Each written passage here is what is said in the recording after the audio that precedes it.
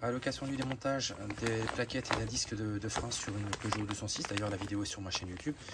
Alors je vais te présenter ma brosse Facom, une brosse métallique qui permet justement de bien nettoyer les étriers de frein.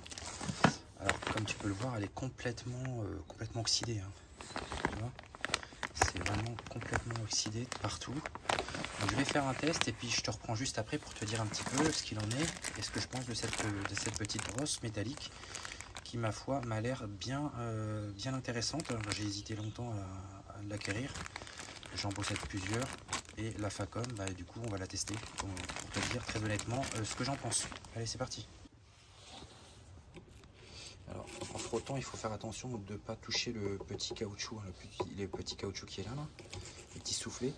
Tiens, je profite de cette séquence où je débute le brossage des emplacements de plaquettes sur cet étrier de frein avec ma brosse Facom pour vous rappeler que vous pouvez retrouver sur ma chaîne YouTube Chronique de Maker plusieurs playlists dont l'une s'intitule Facom Spécialiste où je passe en revue l'ensemble des outils Facom. Je vous donne mon avis également sur ces outils. J'ai initié également une autre playlist qui s'intitule Festool Spécialiste pour ceux et celles qui souhaitent s'équiper de machines et outils Festool pour pouvoir monter les meubles par exemple. J'ai également d'autres playlists dont celles qui concernent toutes les interventions et réparations pas à pas, des plus simples aux plus complexes dans le domaine de la mécanique pour pouvoir entretenir vos véhicules par exemple. Vous pouvez ainsi transposer mes remarques et mes observations sur des outils similaires des autres marques d'outillage parce que Facom étant selon moi une référence incontestable dans le domaine de la mécanique. Et me sortez pas, Facom c'était mieux avant.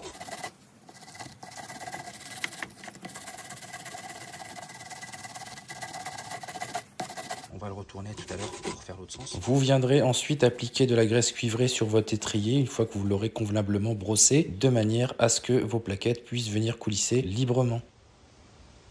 Comme vous pouvez le voir là j'ai pas passé mon doigt, mais là c'est propre, hein. Il n'y a rien à dire. Donc je n'applique pas en plus, hein. Et je vous rappelle que cette opération, aussi simple soit-elle, ne vous exonère pas de porter des EPI, à savoir un masque et également des lunettes, de manière à ne pas venir inhaler les poussières inhérentes au brossage de vos étriers de frein. Etc., etc. Si on compare cette brosse métallique de la marque Facom à une autre brosse que l'on peut retrouver sur le marché, on remarquera déjà dans un premier temps que les poils ne sont pas du tout de la même qualité. Si on compare ceux de la brosse Facom et ceux d'une brosse traditionnelle, ils sont à moitié dorés, on dirait à moitié du laiton. Là, sur la brosse Facom, on est sur des brins en acier. Et regardez comment ils sont pris là, au niveau de la brosse. Ils sont pincés entre ces deux plaques d'acier, enfin d'aluminium d'ailleurs, ou c'est de l'acier, je sais pas trop, ça a l'air d'être de l'acier. Que sur la brosse Facom, là, ils sont tous regroupés sur des petits plots, comme on peut le voir. Et là, ça évite justement d'avoir ce phénomène qui écarte les brins de chaque côté, ce que l'on n'a pas avec la brosse Facom, comme on peut le voir. Donc ça, déjà, c'est un gros avantage de la brosse Facom. Et au niveau de la forme, on est globalement sur le même type de forme, en fait. Voilà. Donc la brosse Facom, elle est beaucoup moins large et elle subit moins cet effet au niveau des brins qui partent un peu dans tous les sens. Donc ça, c'est vraiment très pénible lorsque vous avez d'ailleurs à brosser des étriers de frein, par exemple, puisque c'est l'une des activités principales de ce type de brosse. Moi, je m'en sers un peu pour tout en mécanique, d'ailleurs, pour brosser toutes les pièces métalliques. Et le plastique, il est très agréable. Il y a une marque bien pour prendre tous les doigts de la main, contrairement à ceux de ce type de brosse. Donc c'est plus agréable de maintenir cette brosse-là que de maintenir celle-ci, surtout lorsque vous avez à brosser longtemps une pièce. Donc c'est vraiment...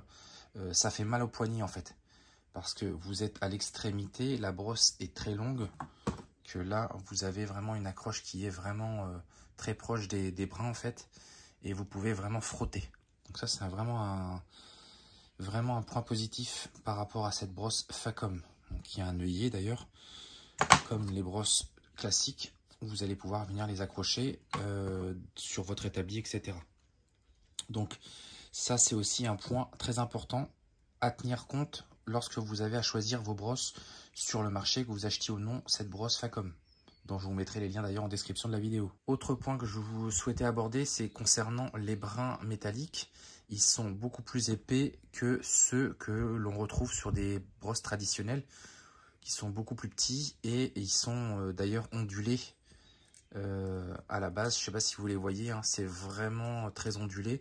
Et donc ça aussi, ça joue beaucoup sur le fait que ils ont tendance à s'écarter de chaque côté. Du coup, lorsque vous voulez venir frotter une zone très précise, ça c'est très compliqué en fait, hein, contrairement à la brosse Facom. Voilà, comme on peut le voir, il y a très peu de brins qui s'écartent de chaque côté. Et vous pouvez d'ailleurs venir les remettre dans l'alignement de votre brosse. C'est très facile.